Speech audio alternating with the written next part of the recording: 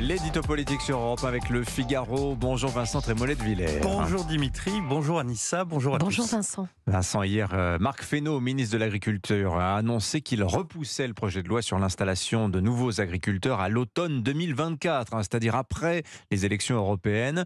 Le président et le gouvernement vivent vraiment dans la crainte, Vincent, d'un mouvement de colère des paysans de grande ampleur. Oui, je le crois, et ils ont raison d'avoir peur. Croire que la gronde des paysans ne viendrait pas en France, c'était aussi naïf que de penser que le Covid ne passerait pas les Alpes.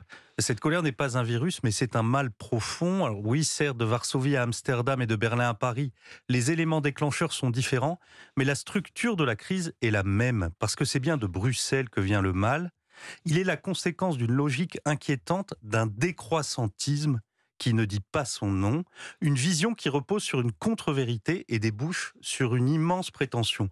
Le postulat, c'est que l'Europe est historiquement et presque ontologiquement coupable du réchauffement climatique, ce qui est faux.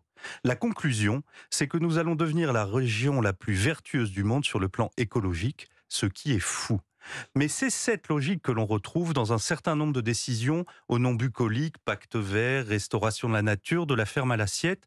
Tous ces textes recouvrent en fait une forme de harcèlement normatif. Ils imposent la réduction des cultures à nos agriculteurs et entraînent donc en retour l'importation de produits qui ne répondent pas aux normes qui nous contraignent. Ce n'est ni écologique ni profitable, c'est absurde. Si vous cherchez le père Ubu, Dimitri, il est à Bruxelles. Mais donc c'est contre l'Europe que les agriculteurs manifestent ? Si nos paysans retournent les pancartes des villes, c'est pour nous dire que l'on marche sur la tête, à Bruxelles comme à Paris. Mais ce ne sont pas nos paysans qui mettent la France à l'envers. C'est ceux qui leur imposent des règles auxquelles échappent les tierces puissances comme la Chine, les États-Unis, l'Amérique latine.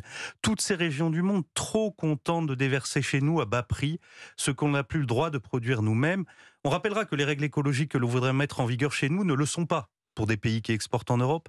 On rappellera aussi que la loi Restauration de la nature prévoyait au départ la mise en jachère de 10% des terres cultivables.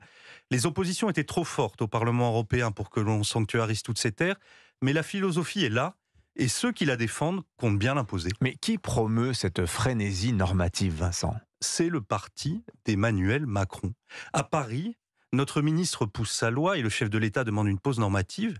Mais à Bruxelles, le groupe Renew, c'est-à-dire celui du président, mène la danse. C'est notamment le très puissant président de la Commission de l'Environnement, Pascal Canfin, qui est à la manœuvre. Pascal Canfin, c'est une haute figure du macronisme écologique. Son nom a déjà été donné pour plusieurs ministères, comme pour prendre la tête de la liste Renaissance aux élections européennes.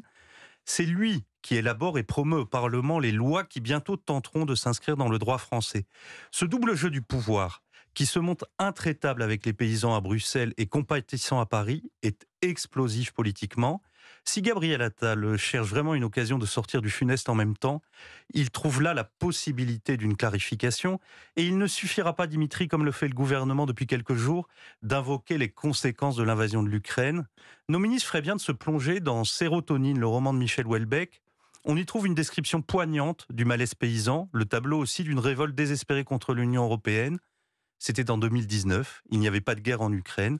Et comme souvent chez Houellebecq, ce qu'il décrivait il y a 5 ans, nous commençons à le vivre. L'édito politique sur Europe 1. Merci Vincent Trémollet de Villers.